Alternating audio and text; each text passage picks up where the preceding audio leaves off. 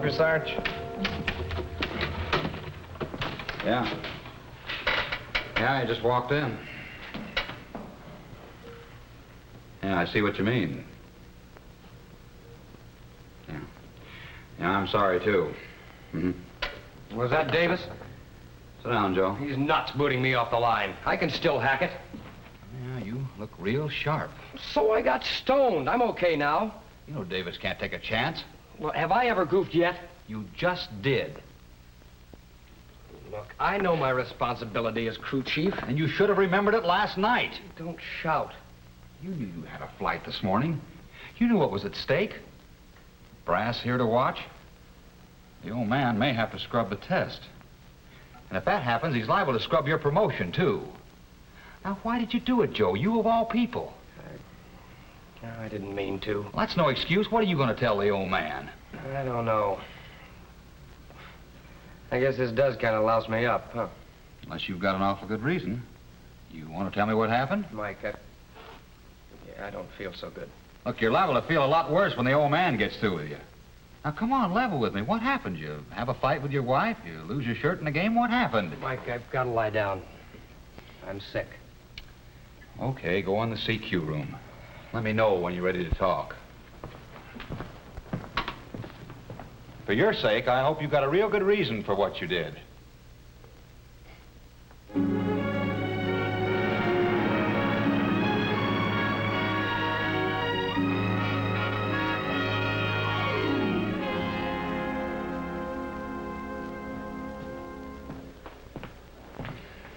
Did you get Joe squared away? Yeah, he's sleeping it off. I sure hated to lower the boom on him. He's as fine a crew chief as I've ever seen. But I had no choice. Any idea why he got drunk? Nope. I asked him, but all I got was a lot of double talk. Yeah, me too. Has he had any trouble with his crew or anything? No.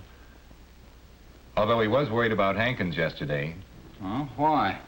Well, I overheard them talking. What's the matter with you, Hankins? If I haven't double-checked your topping off of those fuel tanks... I'm sorry, Sarge. I guess I'm just too doggone worried about my mom. What about her? Well, I got a letter today, and she's gone back in the hospital again. Yeah, I'm sorry to hear that. Another operation? Looks like. Kind of takes my mind off things here. I can sympathize. But remember, no matter what problems we may have, that's no excuse for not doing our job. Yeah, but I just can't help it. I'm worried about her. Well, of course you are. That's to your credit. But you've also got your duty to do here. Now, you're part of a team. Other guys are depending on you, maybe with their lives. So no matter what problems any of us may have, we can't let them interfere with our job. That's got to come first. Yeah, sure. But I hope everything works out. Thanks, Sarge. I'll try and do better. Man, you sure got to keep an eye on Hankins. Well, what about keeping an eye on yourself? Are you bucking for promotion to tramp, first class? Oh, Sarge, don't chew me out again. You got something against haircuts and shoe shine?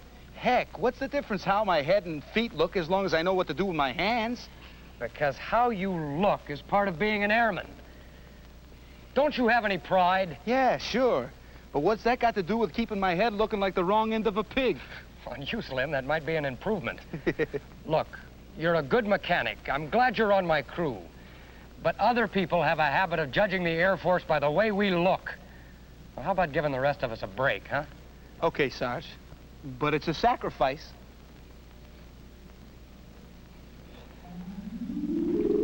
So today, Slim shows up looking like the pride of the Air Force, and Joe's on his face. I can't figure it. Hi, Mike. Sergeant, this new study information just came in. Thanks. How's everything in the education department? Better off than here, I guess. What's this about Joe Conway? He's just hung over. But I had to take him off the line. It's hard to believe. Joe's been one of our best students. Yeah, I know. You got any ideas? No. That is, not unless... Unless what?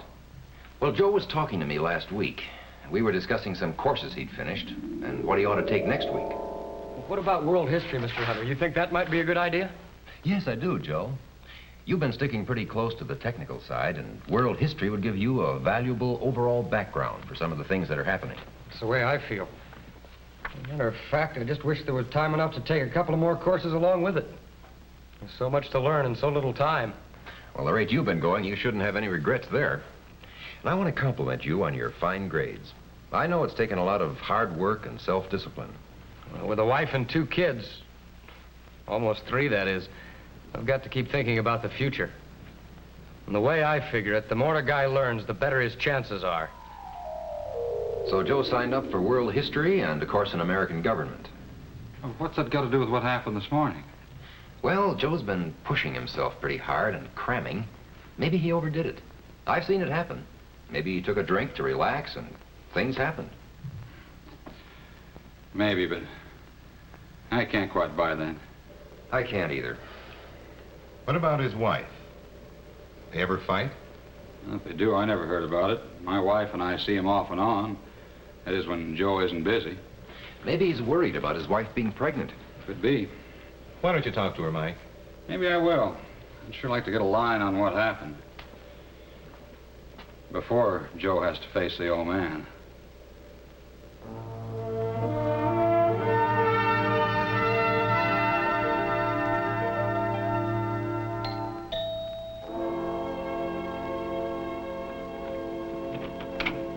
Morning, Betty. Why, Mike, what are you doing here? I'd like to talk to you for a moment. May I come in? Well, sure. Come on in. Have a seat.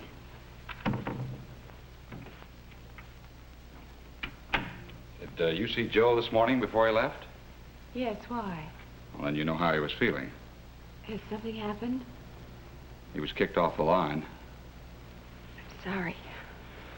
Betty, I've known you and Joe for a long time. This is something a guy like Joe just doesn't do. But he's in trouble. If I knew what happened, maybe I could help a little. Didn't he tell you? No. Guess he never was one to talk about us. At least for that, I'm grateful. Now, look, I don't mean to butt in, but if you and Joe had a fight, at least that's something we can understand. It was more than a fight. You, want to tell me about it? You'll have to know about it anyhow. When Joe came home last night, it was just like always. Hi, everybody. Hi, Dad. Yes. You kids been good today? Sure, Dad. But Tommy had a fight with a boy. I didn't hurt him none. You punched him in the nose. He had it coming. Oh, hi, dear. Joe, you've got to talk to Tommy about this fighting. Oh, he's just learning to take care of himself. I saw it from the window. Tommy started it. But, Mom... Look, I'm not gonna hold court now. Beat, I've had a rough day. Son, give me a beer, huh? Sure, Dad. Joe, you don't seem to realize how serious this thing is with Tommy. He's getting a reputation. I'll talk about it later. But you never seem Look, to have... I don't want to get into a hassle. Thanks, son. The other boy, he was making cracks about the Air Force, so I had to punch him. Good for you. What else could he do, huh? Yeah, will you play ball with us, huh? Oh, not now, honey. My dogs are killing me. But you promised. Maybe later. You kids run along, huh? But, Daddy! Just for a little while. Go on now, scram.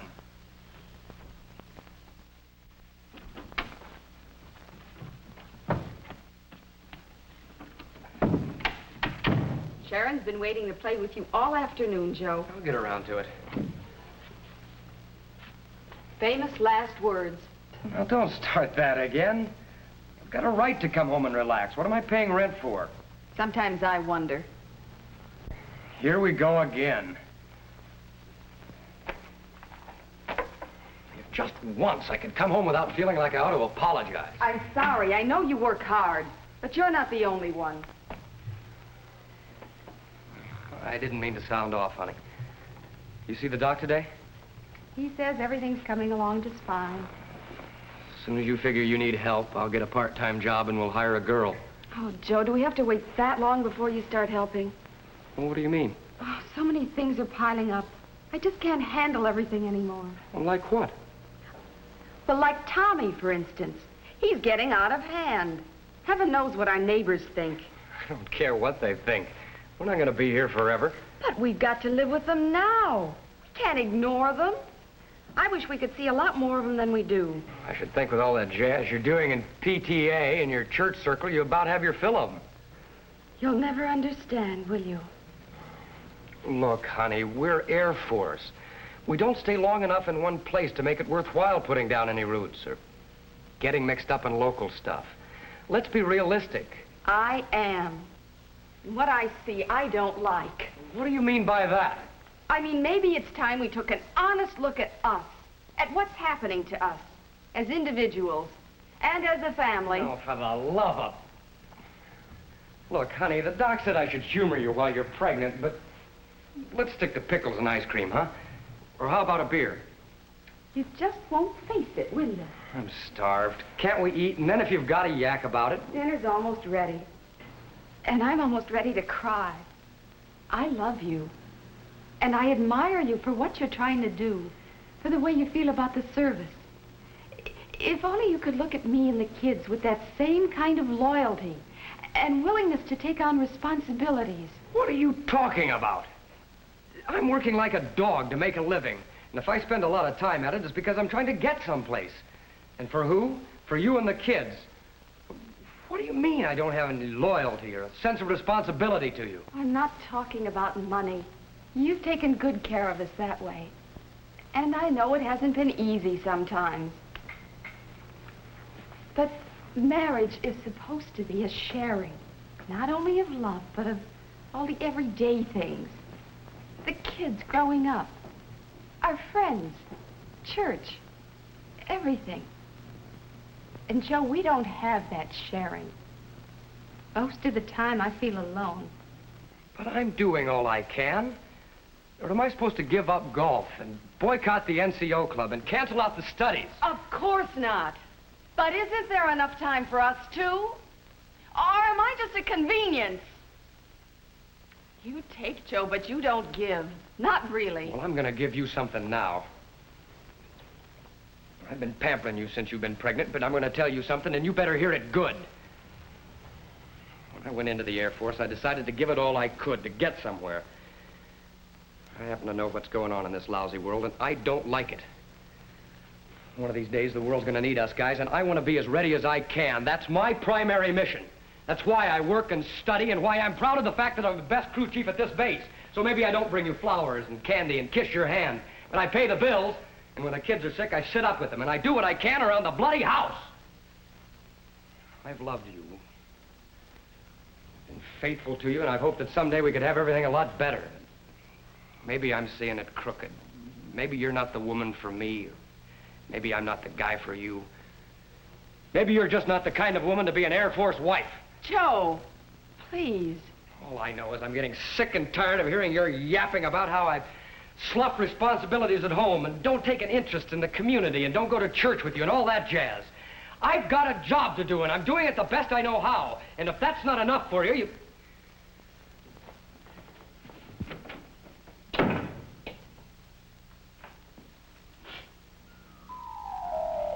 He didn't come back till early this morning.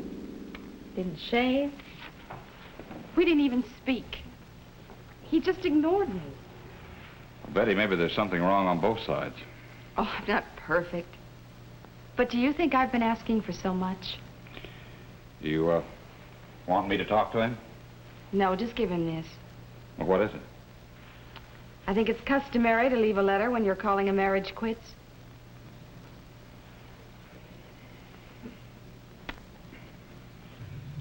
Well, that's the whole story, Joe. I couldn't stop her.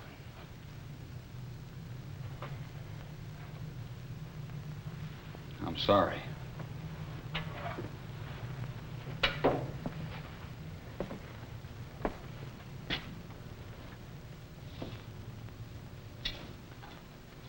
forget about my re-upping. I'm getting out. It's going to solve anything? Look, even if Betty figured I was a lousy husband and father, I've loved her and the kids. You know how I felt about the service. Maybe I'm not really cut out for either. So you're going to crawl off and feel sorry for yourself, huh? Mike, I've tried, but God is my witness. I still don't know what I did that was so wrong.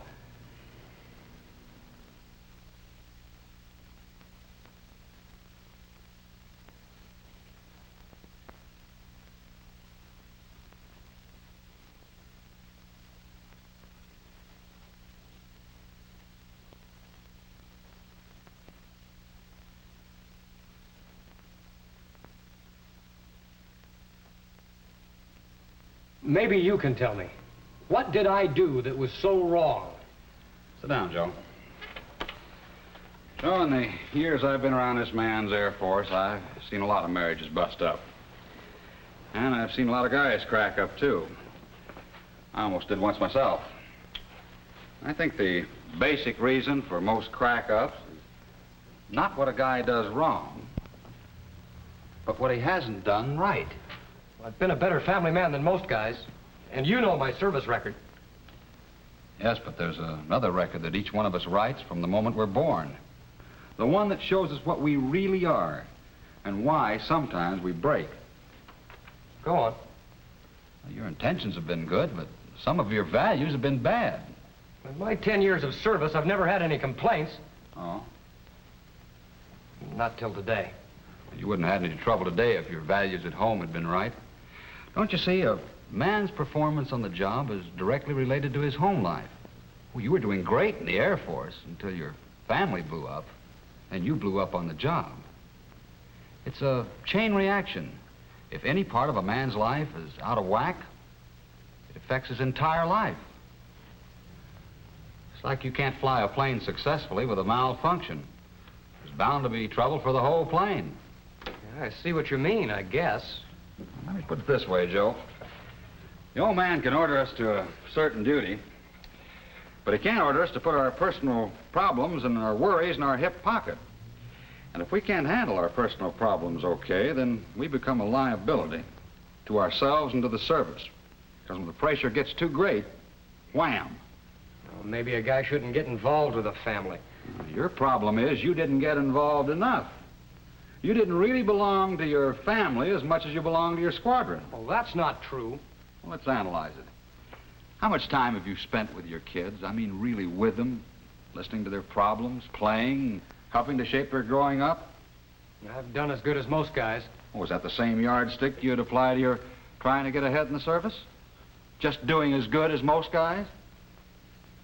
What about your kids' schooling? Things like PTA. Have you really tried to help out? Oh, it'd be a waste of time. Who's going to listen to me? Is that how you'd feel when you go to bat for one of your crew? Well, that's different. Yeah. In one case, you're promoting your career. And in the other, it's just your family. Do you ever really listen to your wife? Do you ever give her the same respect and consideration to her problem of making a home for you that you would to a problem on the flight line? What about church? How often do you go with your wife and your kids? I've had to study. I've been trying to get ahead. Sure, at the expense of your family. Can you studied some of those nights you hung around the NCO club or some of the afternoons you played golf? Oh, you tried to be a real hotshot with the men. What about your example to your own kids? You want me to go on, or do you read me? Yeah, I'm beginning to. Your home hasn't been much more than a place to hang your hat between hours on the job. You lost communication with your wife. Betty realized this. Tried to make you see it, but you couldn't. Okay, so what do I do? Well, I'd suggest you go home to your empty house and look around at everything that you've lost. Pray to God that you can get it back and start again. And this time, act like a man. And being a man takes a lot more than big muscles and a fast brain, Joe. It takes an awareness that we're more than animals, that we have a conscience and a moral side. Because without a sense of the Almighty, we're no better than animals. Maybe worse, because we're losing so much that we might have had. You know, I think your wife did you a big favor. So did Davis when he tossed you off the flight line. The chewing out that you're liable to get from the old man could be the best thing that ever happened to you, if you pick yourself up and start to become the kind of airman that you could be and the kind of family man that I think you really want to be. It all boils down to this, Joe. If we're going to make the most out of the one and only life we're ever going to have on this earth, we can only do it by really joining the human race. And by really learning to belong to our squadron, our community, our home, and our God. to accept all our responsibilities as challenges and through them to grow until we become all that we can become. Someday, you and I may have to put up our lives to show what kind of men we really are. If that ever happens, I want to be ready. I want to be ready physically and mentally, morally and spiritually. I want every chance to win. How about you?